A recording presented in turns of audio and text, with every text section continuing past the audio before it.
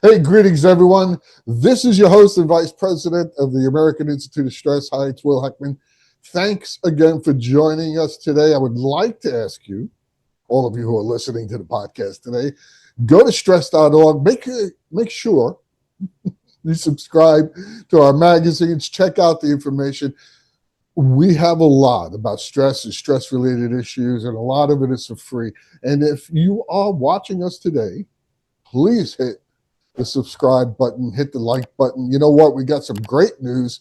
We just were notified not too long ago that out of the top 100 stress podcasts, we were in the top 10. In fact, we made it all the way to number 8. It's because you guys just hit the subscribe button, so thanks. Today, our episode takes a deeper look at how a single high-pressure moment in law enforcement can leave a very lasting imprint along after the scene is cleared and the headlines disappear, and why this matters to us. We're going to explore what happens when officers are expected to return to daily life and public service while carrying unseen stress that can, quietly affect their mental health and sense of self and relationships at home and in their community. Our guest offers a very candid, very human perspective on the real cause of unaddressed stress, not just for those who wear a uniform, but for the families they go home to, the public they serve. And hopefully this conversation opens up the doors for greater understanding, empathy, a little dialogue. Hopefully we'll highlight why honest conversations and meaningful support are essential, not only within policing, but across any profession that's shaped by the high stakes responsibility. Joining us today is Adam Meyers. Adam is a police captain with the Hartford Township Police Department. He's also a certified peer specialist in the state of Wisconsin.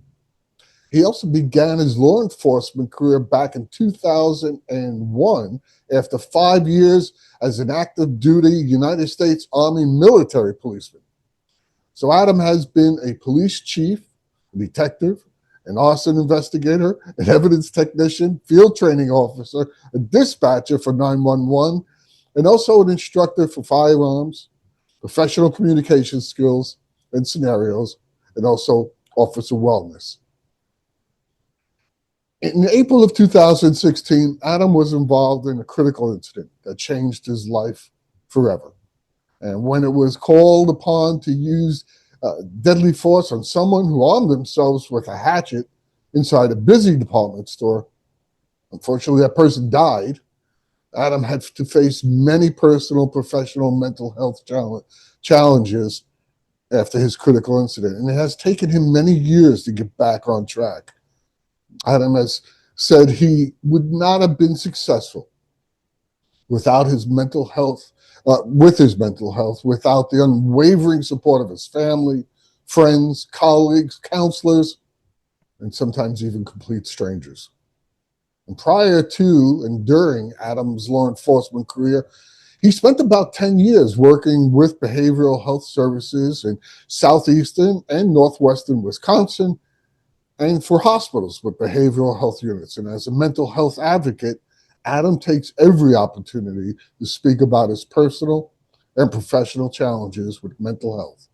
And after his 2016 on-duty deadly shooting, Adam's mental health experience has been published in national and international podcasts, magazines, newspapers, and many other publications. Adams was even quoted in the book Living Blue, which is a book about helping law enforcement officers and their families survive and thrive. It says from recruitment to retirement. He wrote about his mental health experience in chapter of the book, Take Back Your Power.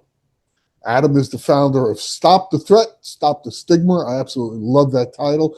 He says his overall goal for establishing Stop the Threat, Stop the Stigma, and speaking about his critical incident, is to promote law enforcement wellness and to inspire other law enforcement professionals and those who work in law enforcement profession that speak about their own mental health.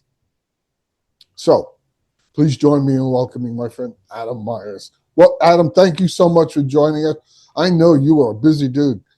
and, I, Yeah, thanks, and, I, Will. and I appreciate you taking the time to talk to us today. This is such an important topic. I've spoken to many first responders, being a former one myself, about the mental health issues all the way back to the 80s. Thank God it has changed quite a bit. First of all, let's go to the thing everyone wants to hear. Everyone loves good cop stories. So Right. please describe for us what happened in 2016. Will do. Thanks, Will. Thanks for having me and giving me this opportunity to share and in hopes that it'll help somebody because that's what it's all about. On Friday, April 8th, 2016 at 5:15 p.m., I was involved in a critical incident when I used deadly force on somebody who had armed themselves with a hatchet inside our Walmart store. Now, that shift of mine, it started at 11 a.m. It was nothing special about it. I remember assisting a few motorists on the freeway and then going back to the police department to work on a retail theft report. And I was sitting at the desk when I got dispatched to our Walmart, and it wasn't a very emergent call at all. It was basically respond to Walmart, assist two chaperones with their client that was refusing to leave. We do that all the time. We respond to restaurants, retail stores, homes, businesses, you name it. So it wasn't that emergent, not that big of a deal. And I remember just grabbing my laptop and walking out the back of the police department, jumping in my squad car and starting to drive to Walmart. Now, Walmart was probably about a mile and a half away from the police department. And like I said, it was non-emergent. I wasn't lights and sirens, just driving there like I would normally drive anywhere. And initially, one of the chaperones called 911 and hung up. Now, our dispatch center reconnected with them, kept them on the line, and kind of gave me the play-by-play as to what was going on in Walmart while I was responding. This person who I did end up shooting, her name was Melissa, and she was a mental health patient at a state-run mental health facility in a jurisdiction right next to mine. And while I was responding, one of the chaperones told dispatch that Melissa was attempting to remove a knife from the packaging in sporting goods. And that's when I activated my emergency lights and sirens, started stepping it up and traveling at a higher rate of speed. Now, initially, before the 911 call came in, one of the chaperones just told Melissa, "Hey, it's time to go back to the facility." And she basically said, "No, I don't want to." Went back to sporting goods and started ripping open what we later found out was a hatchet and not a knife. She was in possession of the hatchet, and she was threatening customers and walking around the store before I arrived. I remember responding to Walmart, and now almost all the Walmarts are set up the same. You have an auto center entrance around the side, and then you have the two main entrances, which are either the general merchandise entrance or the grocery entrance. So I heard she was back in the sporting goods section before she started walking towards the front of the store, and I thought I would respond through the auto center in hopes that I would keep her contained back there in automotive and the sporting goods section to deter her from walking towards the front of the store. But while I was en route, she did start walking towards the front of the store, so that kind of just changed my whole idea of how I was going to respond. So what I decided to do was park right in front of the general merchandise entrance. And I remember pulling into the parking lot. My lights and sirens are going. It's Friday, 5:15 p.m., very busy parking lot, hundreds of people in the store, but nobody would get out of the way of the parking lot. I remember thinking, will you get out of the way? I mean, everybody's kind of like looking at my squad car thinking, hey, look, the cops are here. What's going on? So what I decided to do was park right in front of that general merchandise entrance, and I turned my sirens off, but I left my red and blue lights going because I was hoping that if anybody was going to go into Walmart using that entrance, they'd see my squad car and think twice about going through that door. And unfortunately, that didn't click with some people because they still went through that door with my squad there. But I exited my squad car. I drew my weapon right away because I knew she was walking towards the front of the store. I had no idea where she was. I could have met with her right inside the doorway, which I didn't. But I did see a man and a woman standing side by side. And I asked them, I said, "Where is she? Where is she?"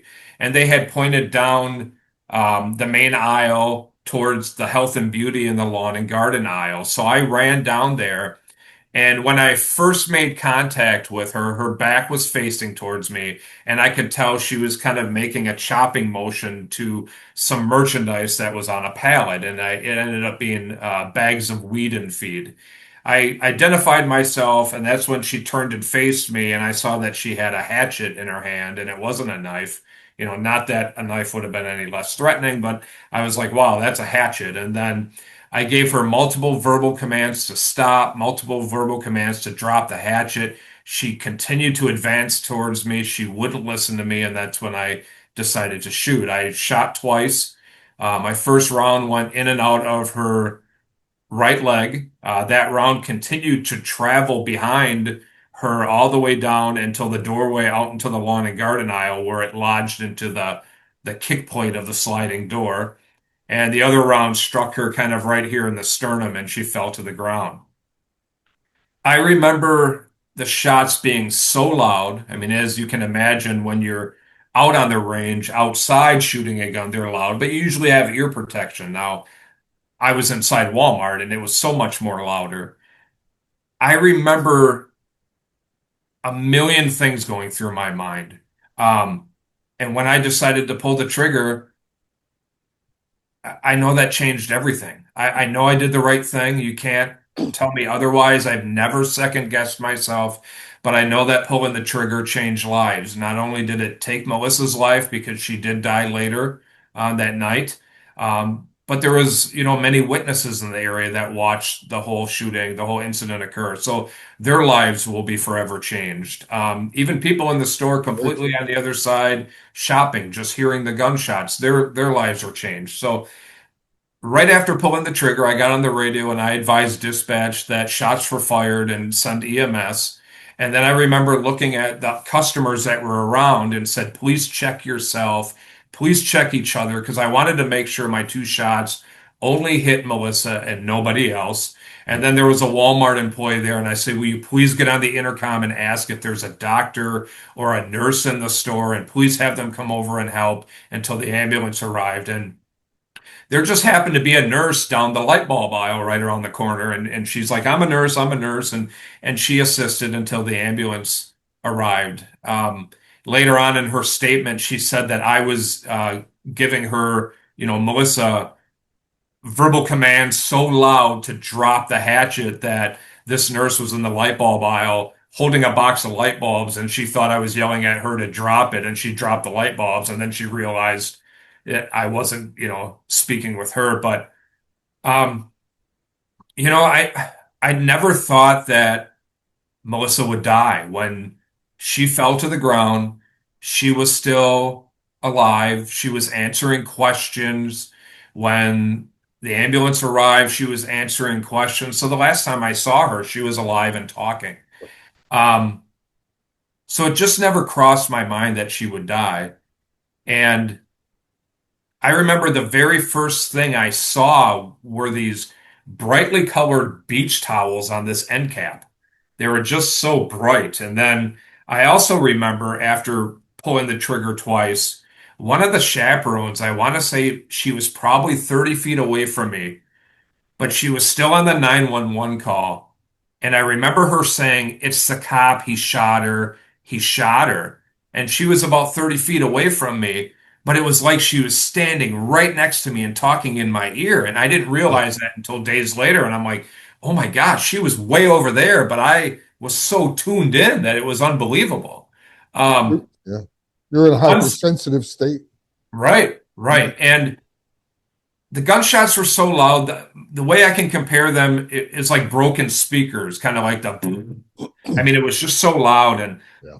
once everything kind of cleared, it sounded like this. It kind of sounded like shh, and then everything was crystal clear again. Um, that's the only way I can explain it.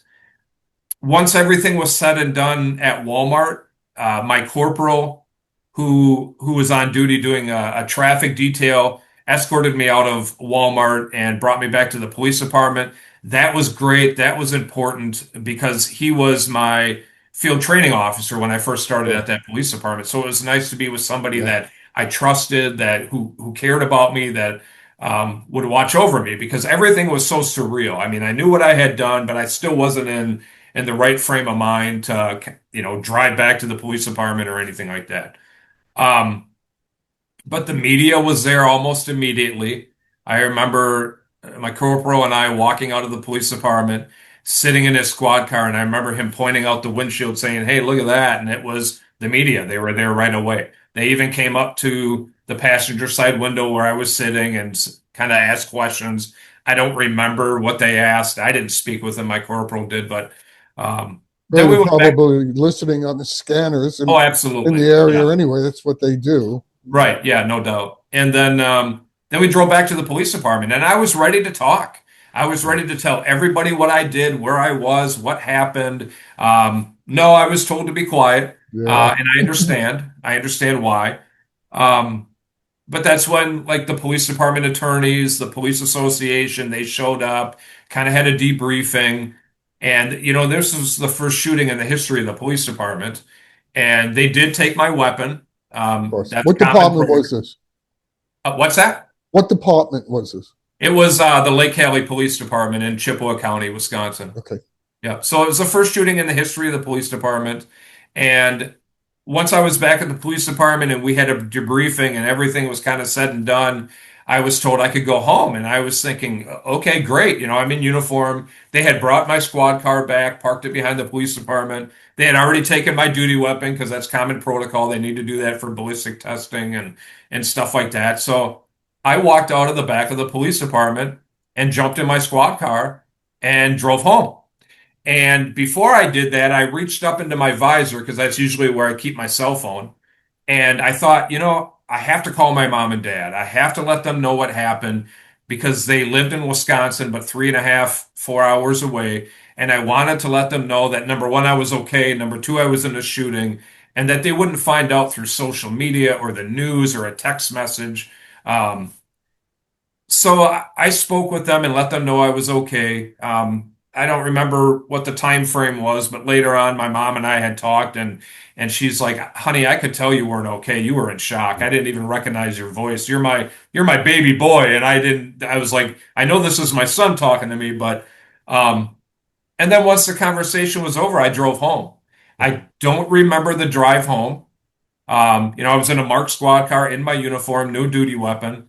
I don't remember the drive home. I did live in that community, and I could probably guess the road I took home, but I don't remember. And then I pulled in the driveway. I remember that. I remember walking into my house.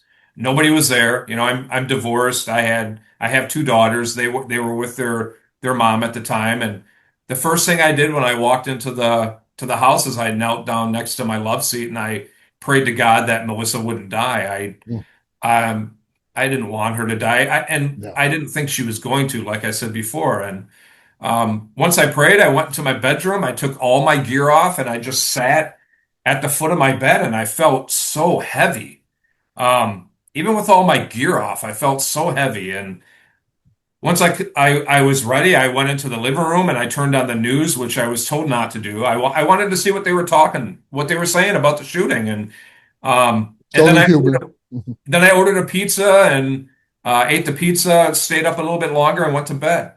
And I slept great. I Yeah. No nightmares, no bad dreams, no flashbacks. I don't know if it's because of the adrenaline dump, what it Yeah. was, but I slept like a rock. So, yeah, Physiologically, you had just been through a fight or flight syndrome, yeah, yeah, and everything in your body went into overdrive. It's why you yeah. were able to hear better. Oh, You're yeah, all of a sudden that you're hyper focused on things. It's right. also why you were able to sleep so good because your body had to recoup the energy you just Yeah, put out. You wouldn't, and I can tell you, folks, that I've read his story. I've checked everything that he said. Did everything right. yeah, Absolutely everything right. Don't second guess a police officer. You probably saved many lives. Not only did you have a person with a hatchet, but you had a person who was mentally unstable with a yeah. hatchet. God And only there, knows what they could have done. Right. And there were hundreds of people in the store. It was Hundreds. Friday, 5:15 p.m. People are shopping, getting Yeah, groceries, getting stuff for the weekend, and yeah, it was pretty busy. And yeah. And I think what so people don't understand is that more people in our country die from knives and weapons like that right, than from guns. right, I'm sorry exactly. to, that doesn't sound right to you, but that's the God's honest truth. So, Yeah. when you see somebody with a knife or a hatchet, they mean business. It's Oh not, yeah. they're not just pointing it and expecting you to run away, Right. especially you. Yeah. Okay, so you've been through this incident. Obviously, the police department at the time did what they thought they should do. Hmm. Okay, the next day you wake up Yeah. Yeah.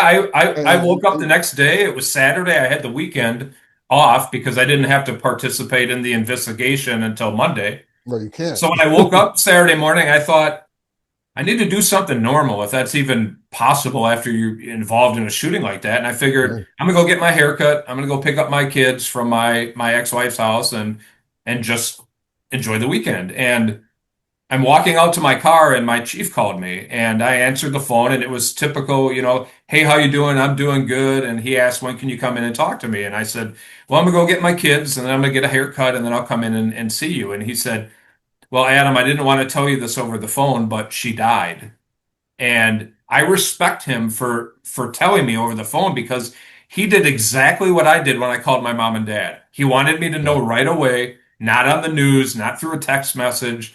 And I remember getting off the phone and just sitting there in my car thinking, this changes everything. I killed somebody now. I just didn't shoot them. They're dead. And what's going to happen now? And um, I didn't end up getting my kids from my ex-wife. She ended up holding on to them for the weekend, which was good.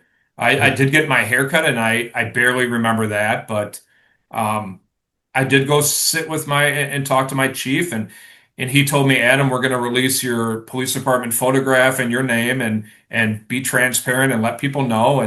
And I remember I was thinking probably a million things, but the one thing I was thinking of is I didn't want that police picture out on the internet because that was my fat picture, Yeah. I had the turkey neck, my uniform was Right. tight, and I'm thinking if that gets out there, it's going to be out there forever. And I even asked the chief, can you give me an hour so I can thin it up before we send it? And he's like, Adam, we're not going to do that. But that just goes to Yeah. show, Yeah. what I'm thinking.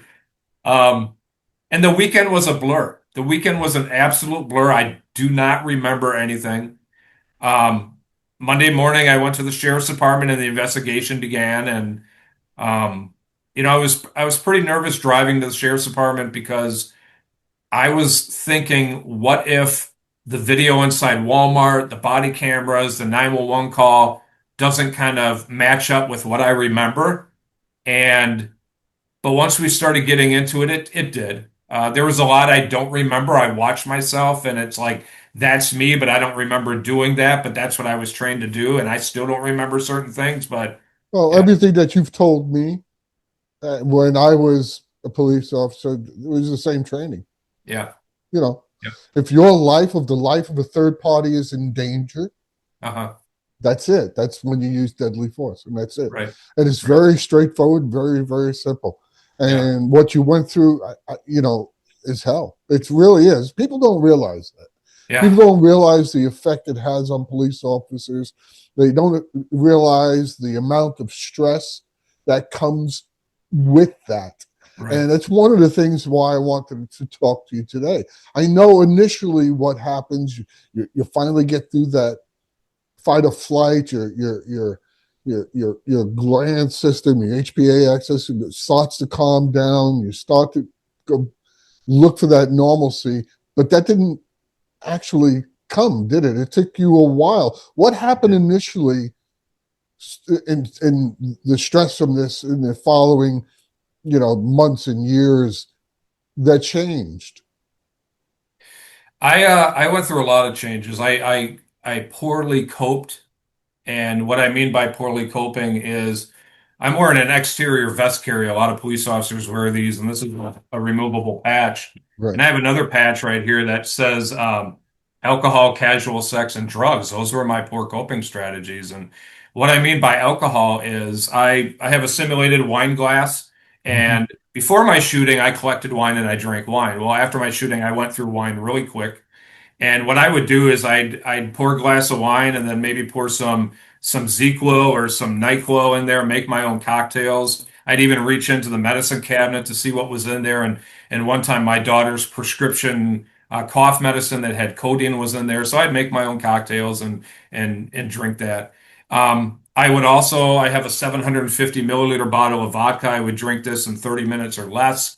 I wouldn't make a mixed drink. I would either drink it right from the bottle or I'd put it over some ice and I'd drink it and just be blackout drunk after that. Um, no matter where I went, no matter what social event I would attend, there was a gas station about a minute away from my house, and I would go there and I would pick up two or three of these little cinnamon whiskey shot bottles.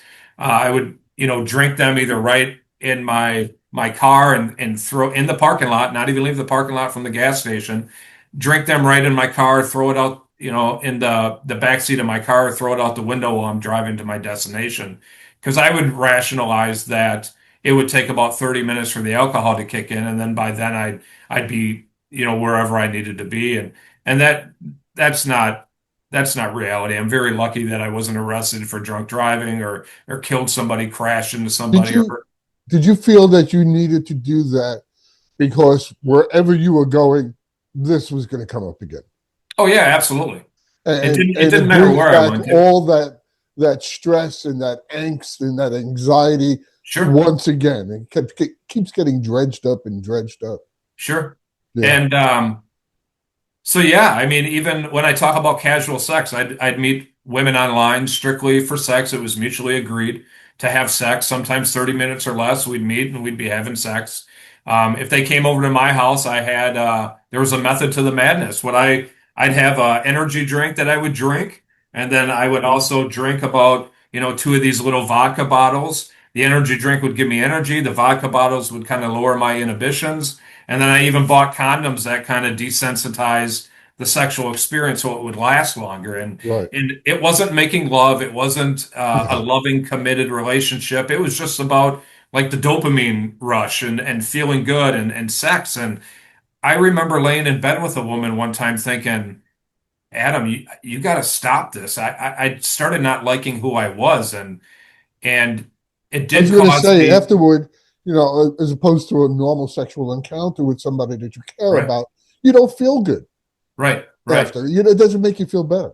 Right. And, You know, momentarily it was great. It was fun. It was exciting. But afterwards, it caused me more stress, more depression, more anxiety than anything. I was always worried, what if I get an STD? What if I get, her pregnant? And then when I talk about drugs, I tried marijuana for the first time in my life. And a lot of people are like, no big deal. That's just pot. But to me, it was a big deal because all my life, I always wanted to be a cop. I stayed out of trouble. I did what I thought was necessary so I could become a police officer. And, right? I smoked marijuana. I tried some marijuana gummies. And then another part of the drugs is, the over-the-counter abuse. But, the poor coping strategies didn't help. I mean, all it did was cause more anxiety, depression, stress. It didn't Well, make anything better. Maybe momentarily, but it only made things worse. you're not the only person who's done that. Right. But one of the reasons I wanted to talk to you was because you're no longer doing that. Right. In other Exactly. words, those don't you managed to understand that those coping mechanisms, those stress management tools that you were using were the Yeah. wrong ones. Absolutely. And how long did you how do I put this? How long were you using the wrong tools to cope with your stress? I'd say probably for about 6 years. Um, And you when I talked real about, go ahead. I'm sorry. Yeah, when I really started waking up was December 28th, 2021. I was at an active shooter training. I was Yeah. seated comfortably like I am now, or watching a PowerPoint about the different active shooters across the United States and overseas. And I started getting uncomfortable and really hot and a knot in my stomach. And about a minute passed. I reached up to my forehead and it was drenched in sweat. I was having a panic attack. Right. And there was about 20, 30 other cops there. They all knew me. If I would have just said, I'm having problems, I can't do the training, it probably would have been okay. They knew me. They knew what I went through. But I think because of that stigma, my first reaction is I have to fight through this. I have to hide it. I can't let anybody know what I'm going through. And I did. I completed the training, went on a couple days off, and then, I was a detective at the time, but I worked a uniform patrol shift New Year's Eve 2021. And that was on a Friday, and that was at 11 a.m., the same time that I started the day of my shooting. And I'm sitting in my squad and I'm setting up all my gear. And then I thought to myself, forget it, I'm done. I quit. I ain't doing this no more. And I don't think I wanted to quit being a cop. I think I wanted to quit with the way I was coping for so many years because I knew it wasn't working for me. And I reached out to a sergeant and I said, "Can you please come with me to the chief? I'm quitting." And he's like, "Yeah, you know you're not quitting, but I'll come with you." And I sat down with him and the chief and I said, "I'm done. I quit. I'm not doing this anymore." And they refused to accept my resignation or me wanting to quit. Good Sent me guys. home. The chief said, "Take some time. Let me know when you're ready to come back." So it was about 2 weeks and I was ready to come back. And I reached out to him and I told him that. And he goes, "That's great. But the only way that you can come back is you have to have a fitness for duty test." And I was like, that's fine. I'm all for that, and I think part of me was like, I'm fine. I don't need to, I can beat this thing. And I was even thinking about lying and trying to beat the test. And the day of the test, I'm driving to the clinic, and that's what I was thinking. I'm gonna lie. I'm gonna beat this test. This is all BS. I don't need to do this. But then when I'm in the waiting room, I thought I have to be honest. That's the only way you're going to get help, Adam. You need to be honest. And I chose to. And I was, I was unfit for duty, diagnosed unfit for duty, diagnosed with major depressive disorder, PTSD, acute stress with dissociative features, and I couldn't go back to work. So, Right. um, I did have, I actually have it right here. It's a copy of the fitness for duty test. And I remember getting this for the first time and looking inside and reading, and I started crying because this was me. These were answers to everything I had been doing over the years. So I'm thinking, now what do I got to do to get better? How do I get better? I wanted to talk to you about that because you talked a little bit about suffering in silence. Yeah, And I know how so the culture in police departments are different than other kind of jobs. right, And I know, and I want to ask you about your experience because that the stigma that you mentioned that is attached to having emotional mental health problems, PTSD because of an incident and stuff like that doesn't get, well, it didn't get spoken about. It right, didn't get addressed right, as it should have been. Um, and listening to your story and thinking back to when I was on the job, it hasn't, it's changed, but not quite enough. right. And somebody like you who is out there actively making a change. So, what kind of things could they have done when no one is saying to you, dude, you've been drinking? Like, no one wants to say that to Right, you. And you're a right. police officer. Yeah, So on top of all the coping mechanisms that you're using that were bad, I know you as a person are saying, God, I'm a police officer. I shouldn't be doing this. right. Oh, yeah, absolutely. And so what could the department have done to maybe, I don't know, this went on for years. Right. And I know that you can't tell me that nobody knew I was struggling. I think they did. I mean, I can't prove it, obviously, but I think they did. I just think that they didn't know what to say or do, so they Right. just didn't get involved. And because there were times that I'd have pity parties for myself. One example is Yeah. I was at a wedding reception and had so many Long Island iced teas, I Oh couldn't man. stand up. I had to sit in a on a toilet in a stall. And then I'm kind of drunk texting on my Facebook account nobody loves me, nobody understands, poor me. Even my pastor reached out for support, and I told him to F off. Right. Um, and people I worked with, they were friends on my Facebook, so they saw this. But still, it's just, I think communication is so important, even if it's awkward, even if it's difficult, even, schedule, hey, once a week, we're going to get together, we're going to debrief. How are you doing? Do you need anything? Because I really believe that when I went back to work, the thing was kind of, well, if Adam needs anything, he'll let us know. Otherwise, nobody really came up and continued to ask me, how you doing? You doing okay? Um, Right. it was just kind of the status quo. I went right back to work and And kept there being was a cop. and there was no program in place, no hierarchy. Like, okay, when you go through a critical incident or something like that, you need to first do this, then you Right. need to do this, then you need to do this. No questions. That there was nothing like that, was there? There wasn't. We didn't have an employee assistance program. One of the officers, his aunt, was married to a police officer in an adjacent jurisdiction, and she was working like to become a therapist and employee assistant. So I sat with her and on with a few sessions. She was actually there probably within an hour or two after my shooting, which was helpful. It was great because Yeah. I could talk and she would generally understand me because she's married to a cop. I didn't have to tell her something and then explain it all. But there was no employee assistance program. Later on, I did, see a therapist, and I kind of went sometimes and then didn't go and then just stopped going altogether. But there was really no follow up for me, Right. and I knew I was struggling, but I think. I just kept telling myself, just keep going. Everything will be okay. Everything will eventually fall into place. But that's not true. I mean, I Right. really needed help. And I think, New Year's Eve 2021, when I said, forget it, I'm done, I quit. I And there think were that was it. and there were times when you went to like extreme lengths to avoid work. Oh, You know, absolutely. I was Yeah, reading about what you did to those moments should have revealed to people working with you and around you right. how overwhelmed you truly were at the time.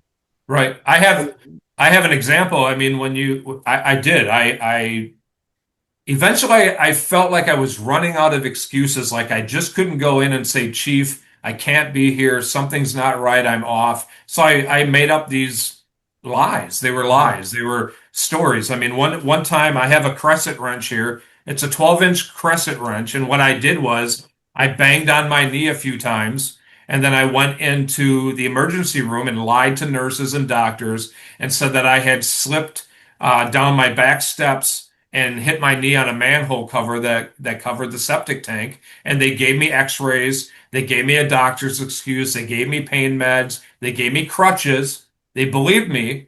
I completely lied. And it was all because I started becoming triggered during the week of 4th of July. And I was Right. like, I can't work. And instead of just going in and telling my chief that supported me, I knew he did, genuinely supported me. I made up this lie to get out of work, and it worked. And I didn't have to work the 4th of July and the week, of It's 4th of funny you July. mentioned And the 4th of July because when I got out of the police academy, it was July 3rd, and July 4th happens, and most people don't know, but a firecracker sounds just like a 38. And I was flinching and I had no reason to. You right, obviously on that day have to feel like, oh my God, it's overwhelming. All yeah, right, let's go to the next part of your life. You get diagnosed, yep, um, and you learn that okay, you have PTSD first of all, perfectly understandable, and you have a chronic stress problem, yeah, and your coping mechanisms are as many people do are poor choices, oh yeah, overeating, over drinking, whatever. Um, what led you to better understand or change your mindset? Was it just that moment, or the fact that you thought, okay, I have to give up my job that I've worked very hard to get, and that I love. Right. It's not a normal job. If anybody thinks it is, I promise it's not. Um, what was that tipping point like? I think it was a combination of everything because a year after my shooting, I was promoted to detective, the very first detective in the history of the police department. So on top of dealing with my critical incident and my poor coping, it was a cumulative stress. I actually have another patch of that cumulative stress Yeah, on all the other cases I was going to because I was the only detective. So I would go to homicides and suicides and fatal crashes and you name it. So I think eventually I was just like, enough's enough. I need to get the right kind of help because I had never been suspended. I had never been disciplined. I was getting awards. I was getting medals. I was still able to do my job and do it well. But I knew that if I would continue to cope the way I was over the years, it would catch up to me. And it was just time. I think I right. just was done. Well, you Was were bound done. to make a mistake. It Yeah. had Oh to. yeah. You were bound to do it, even in the best of days. Right. When you're There, handling your stress well as a police officer, right. when you're a detective or a uniformed patrolman or in any position, and you're going to scenes like a fatal crash, Right. whatever, it's so stressful. Maybe not at the moment, because I used to call it, that robot turns on, your Oh training yeah. clicks in, you Yep. just you're on, you're focused on your job, you're not thinking about emotions.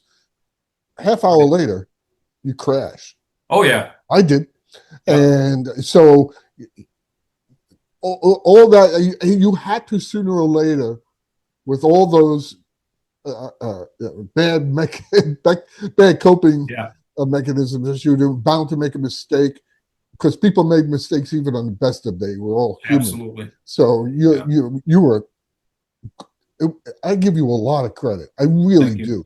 A Thanks. lot of other cops would have done something else, and that's something I'd like to talk to you about, Yeah. if you don't mind, Absolutely. because you were very honest about your suicidal behaviors.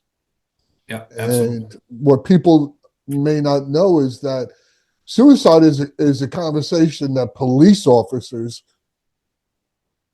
have, Yeah. because we all know someone who was on the job and committed suicide, a lot of times at their retirement. But Yeah. you were very honest about yours. And what would you want in others, in high demand professions such as yours, to recognize when things get to that point? Well, I mean, if you know somebody, you know them, especially if you know them in ways that other people don't, like a friendship or um, like even if you're in a relationship, if you know something's just not right, pay attention to all those bells and whistles going off. Because even if you don't get what it is, reach out to them and say, hey, Adam, I know you're usually a goofy guy walking around the police department, making up your own goofy songs and doing this, and now you're really you're isolating yourself. You're not participating in stuff. You're not yourself, and I care about you. Do you need some help? I'm not going to judge you. I'm here to help you. And um, those little things, and sometimes those are really really little things because as police officer, how many times do we say, hey, how's it going? How you doing? Oh, I'm good. I'm fine. All the time. I mean, All the I'm time. good. How you doing? You sure you're okay? Yeah, I'm okay. You fine? Yep. It's just how it is. And just a quick answer to cover up a whole bunch of stuff that's going on that you don't want to talk about. So it's really important to reach out to people, even if you don't understand what's going on. You know, But I- what led you to that moment when you really seriously considered suicide ideation as an answer? yeah, For those of you that don't know, suicide, a lot of times when you talk to people who are considering, it's a comforting thought. I know that Right. sounds crazy, but Right. it's a comforting thought. I can end my pain. Right. So don't put more to it than it is. But it is a very serious thing. Yeah. Tell us what that day was like for you. Um, well, I have a plastic replica of my duty weapon right here. No working parts. It's solid plastic. And at least a dozen times I put my gun to my head. What I would do is when I was drinking, I would remove the magazine, clear the chamber, take the bullet out, and then I Yeah, would put it to my temple and I would pull the trigger because I wanted to hear that metallic click. Um, at the time, I wasn't really, I can't say I was thinking, forget it, I'm done, I'm going to end it all. But as I got healthier, I look back and that's the only thing that makes sense. It doesn't make any sense why somebody would act like they're going to shoot themselves. I mean, I yeah, even put the barrel of my gun in my mouth a couple times. Um, and what scares me is how many times did I do that when I was so blackout drunk that I don't remember that I could have forgot to remove the round from the in the chamber chamber. Yeah, and it would have went bang and it would have been all over. I've had three friends that have died by suicide, two high school friends, and actually there was a part-time police officer on the police department that died by suicide before my shooting. Um, so there were many times that I was just like, forget it, I'm done. I even remember praying to God at night, God, please don't let me wake up. mhm, I didn't want to wake up. And he's kind of like, yeah, too bad. I got something else for you. You're going to get through all this because I got a different plan for you. that's right. But I did. I remember praying, I don't want to wake up. I'm tired of this. I'm done. I know I got to keep going, but it's just not working. I like the fact that you said that you were tired of it. It's Yeah. exhausting. Yeah. Stress, chronic And stress, and the kind of and the kind of stress you went through yeah. is exhausting. I'm getting chills right now thinking about it. I mean, Yeah, it is, if you think about it, I'm suffering in silence. And that just doesn't mean I'm being quiet. You have yeah, to hide stuff. You have to cover up for stuff. You got to kind of put on a different face and a different image because you're doing all this stuff behind the scenes. You don't want people to know. It's right. exhausting. And Yep. no, you're not trained how to deal with this. You're Right. trained how to deal with so many things, Yeah. as many police officers are. Right. Although lately there are police officers now trained in mental health, Yep. but on a whole, police officers are not trained to help other police officers with their emotional challenges and their stress management, which is Right. too bad. In fact, we think it's so bad we just developed a course which is almost out called certified stress coach. So Good. for everyone to take to be able to help people with Yeah. their stress, not just police officers, anyone. So Right. I know, and I know you went through a couple of therapies like EMDR and DBT and biofeedback. There are, Yep. I don't disparage any kind of therapy. Right. I like that one. I Um, still see a therapist, so uh, it's great. Yeah. but you have to find what's right for you. We're all Right. different. Right. The stress is different for everyone. We always say that at AIS. So Yeah. how did you find a therapy that worked right for you? First of all, what did you do first? Because there are people out there going, I'm so lost. I'm so overwhelmed. I'm frozen. Right. What'd you do? My biggest thing was I was honest when I took that fitness for duty test, and then I was kind of thrown in. I have no choice. Well, I mean, I had a choice. I didn't have to do any of that.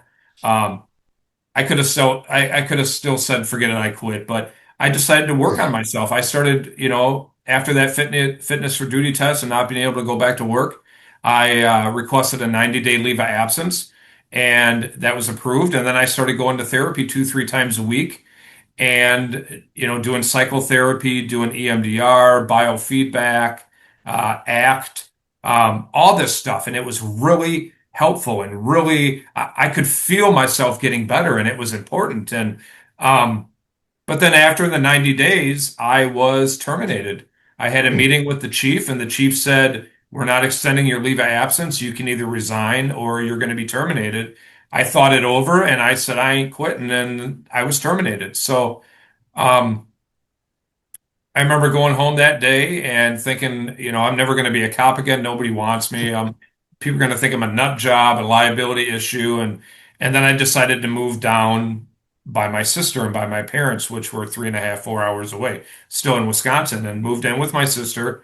And my priority was to find a job because I didn't want to stay with my sister, find a job and stuff like that. But at the time, I wasn't seeing a therapist. My sister, my baby sister, Amy, she could tell her big brother was still struggling a little bit. So behind my back, she was looking for a therapist. And I'm grateful for that because it's who I see now. I still see that therapist. Got another patch. I also take medication, 20 milligrams of Lexapro right here. Wake up every morning, go to the bathroom, pop a pill, keep going. Therapy, uh, and medication help. And I continue to do that today. And that combination, that with EMDR was so helpful. And I finally said enough was enough and put myself first instead of being that first responder where we always put everybody else first. I finally woke up and thought, you know what, Adam, you need help. You need to get the right kind of help or your life's going to be miserable. And it wasn't easy. It took 6 years, Right. but finally I did that, and I'm doing so much better now. I'm healthier, and I'm blessed. I Yeah. truly am. And all I hope, and everyone else listened to what he said. Yeah. And in a point in his life, he said, "I got to put myself first." Right. Yeah. You Yeah. know, who do you put the mask on first when the airplane's going down? Yourself, Yourself.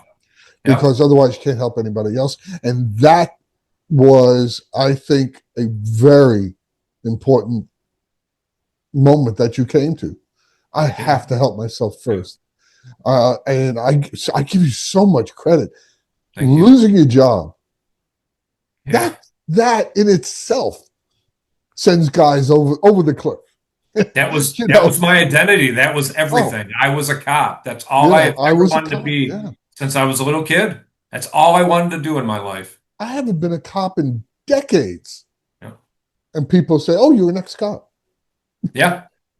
You know, so it is such a like you said, it's such a definition of who you are. I am a husband, a dad, a cop. Number three on the list. Holy crap. And take that away, how important that is. Yeah. So while that's happening, to come to the understanding, I need to put myself first and help myself was, man, I give you a lot of credit. I really do. Thank you. You Thanks. know, I thank God you had a sister, somebody there to help you. For Yeah. those of you that don't, find someone. Right. Yep. You know, um, so what happens after you lose your job? What do you do then? What happens? We're at you. You move to a different place in Wisconsin. Where, by the way? I moved to Oconomowoc, Wisconsin. See again, Um, I can't even spell that. So, yeah. no, I'm kidding. We're a family in Kenosha, so it's Okay, I was born and raised in Racine, so I know okay. Kenosha So, very well. Yeah. so you move. You're no Yeah. longer a cop. You're not living where you were. You no longer put on a uniform or have a gold shield or Yeah. what do you and you finally decide to fix myself from the inside, and then the Yeah. rest of the outside may take care of itself. What happens? Yeah, I started going back to therapy and taking medication, doing EMDR. One of the biggest things with EMDR was I realized that for quite some time after my shooting, I always thought I wasn't good enough, and I don't know why. I think it might have had to do with throughout my law enforcement career, I always prided myself in never having to use force. I've never pepper sprayed anybody, never used my baton. I've used my taser sometimes, but that day of my critical incident, I actually had to use deadly force, and for whatever reason, I was thinking I'm not good enough. And once I did EMDR, I learned that. And it's like, you know what, Adam, you are good enough. You were able to do what a lot of people can't do. And you did that and it's okay. And so I continued with my therapy. And um, later on in 2022, when I was living with my sister, I met a former girlfriend. I fell in love with her, and she could see how much I loved being a cop. When I would tell her stories, she's like, Adam, you light up. I could tell. Maybe do you want to keep doing that? And I'm like, nobody's going to hire me. They're going to hear my mental health stuff, think I'm a nut job, not take a chance on me. And she made me promise that I would apply for at least 50 police departments in the area. And I did. And within a 3 week period, within a 2 week period, three police departments offered me conditional offers of employment, and I picked one, and now I'm a police captain with the Hartford Township Police Department. And the only reason why that happened is because I finally put myself first. That's truly more important than being a cop, even though I love being a cop and was just ripped apart when I lost my job. Taking care of myself is the only reason why I am where I am today. And like my therapist says now, who's the most important person in the world? I am. You got to take care of yourself or your life's going to be miserable. And I finally did that. And because I did that, I was able to um, recover and get back into law enforcement. And Well, you did more than just that. yeah, You did more than just recover. I'm yeah, talking to a guy who's happy and healthy now and is doing really well. yeah, Everyone wants to see that, Adam. Everyone yeah, wants to see you succeed. But you do sure. more than that, don't you? Yeah. You're helping others. Stop the threat, stop the stigma. You're the founder of that. Tell us about that. I am. I started speaking about my mental health and my critical incident in 2019. That was before Stop the Threat, Stop the Stigma. But in 2021, I established Stop the Threat, Stop the Stigma. Basically, for me to share my experience in hopes that it'll inspire other law enforcement professionals, those who work in public safety, or anybody. It doesn't matter if you're unemployed or you're a top CEO somewhere. One way or another, we're all affected by mental health. So that's why I established Stop the Threat, Stop the Stigma. And the name behind Stop the Threat is, you know, stop the threat of your mental health taking over your world, Yeah. over your life, over your happiness. The reason why Stop the Stigma is upside down like that is because it's still in plain view. For most of us, we can read it. Yeah, we might not talk about it. It's still there, but yeah, okay, that stigma. So, yeah, I do my very best to share my experience with anybody who wants to listen because people they feel like they're alone. They're not alone. It's okay to talk about your mental health. They don't have to suffer in silence. And I hope Yeah. that, by sharing, I can just help one more person because so many of us struggle or know somebody who has gone through it. And I just want people to know that it's okay. They're not alone. And that there's a way out. There's a way, Yep. it's not having a chronic stress affect you for 10 years Yep. doesn't mean it's the end of your life. Right. Oh, absolutely. Yep. You still could come out on the other side like Adam Yep. and do real well. Who's Yep. today is a police captain.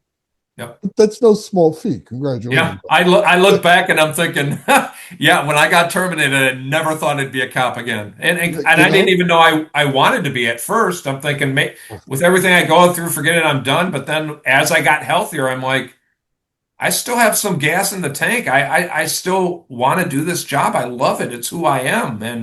And yeah, it's it's and you're continuing. And we were all so happy to see that yeah, you're coming out of this so well and thank helping you. others doing it. I want to thank you. I want to thank you for taking the time to tell your story today. We're running a little long, but I don't care. Okay, Um, thank you. you your story is, first of all, riveting. It's people, but it's also enlightening because people do not understand what happens after something like this happens. Right. They think, oh, a police officer shot some guy, and then they forget about the police officer, and it's all about that person who died. Yeah. Yeah. Well, I got news for you. That police officer may have saved so many lives that day and Yeah, for days to come. And all the enormous amounts of stress and pressure put on that first responder because of them doing their job and doing it right, not making a mistake, doing it right, yeah, can affect their life for a very long time. And that's why people like Adam Meyer are here to help you understand that you can get through it. And yet you should not suffer in silence. You right. should not have to worry about a stigma of stress and mental health issues. And I hope if there's some people in other police departments are paying attention to this, that they understand they need a process in Hmm. place to allow police officers to heal mentally and emotionally from things like this. Adam, Right. thank you so much. I appreciate. I wish we had like another hour to tell top stories, but Thanks, Will. but I do want to invite you publicly to write for our magazine, Combat Stress. Okay. And it's for combat, it's for veterans, but it is also for first responders and people who are in high jobs with their, a lot of pressure on them. So I think I would love to see you come and write for us. I get to invite people to being vice president, so I am. Cool. Thank you. I'd love Um, to do that. Yeah. and thank you for coming here. And we're going to end it here, but it doesn't end here. It does is the beginning. Adam goes on and is a happy and healthy police officer. And thank you so much for your service. You helped Thank you. all your community, and you went through so much to do just that, help Yeah. your community. So thank you for being with us today. Thank you, Will. I And appreciate it. that's going to bring our segment to a close for today. And I want to remind everybody, just as stress is different for all of us, there is no one way, no one tool to help us manage our stress. So that means you need to join us next time and find out a few more strategies and insights on how to deal with stress. And visit stress.org. Good day, everyone.